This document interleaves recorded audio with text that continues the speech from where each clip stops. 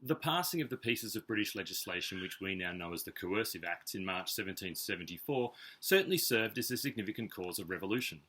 It is important first to note that the acts, such as the Boston Port, Massachusetts Government, Administration of Justice and the Quartering Acts, were given the label coercive or intolerable by the colonists and opponents of the acts in general. It was not a label that the British lawmakers themselves used.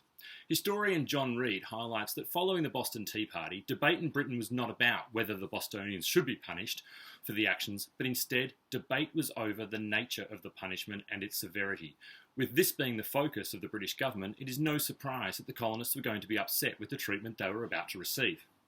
To understand exactly how significant the coercive acts were in causing revolution, Gordon Wood's interpretation is a key starting point.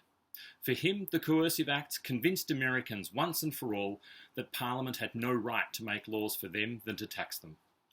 According to historian A.F. Pollard, the Intolerable Acts rallied the other 12 colonies to the side of Massachusetts, provided the First Continental Congress, and led to the Declaration of Independence. This notion of the Coercive Acts having the opposite effect on the colonists is also echoed by historian Edward Countryman, who argues that during the 8 years that followed the Stamp Act, Britain tried again and again to make the colonists serve its interests. The result, however, was the opposite. It is interesting for our purposes, however, that some historians prefer to view the Coercive Acts as all having the same negative impact on the colonists. But Michael MacDonald believes that while the Boston Port Act triggered some resistance, it was the Massachusetts Government Act that brought the province to the point of revolution.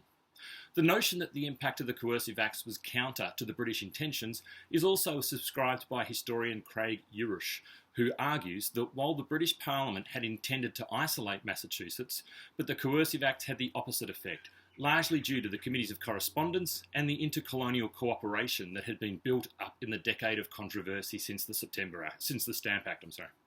Finally, for Howard Zinn, the Coercive Acts were critical in causing town meetings and mass meetings to rise in opposition to the British government.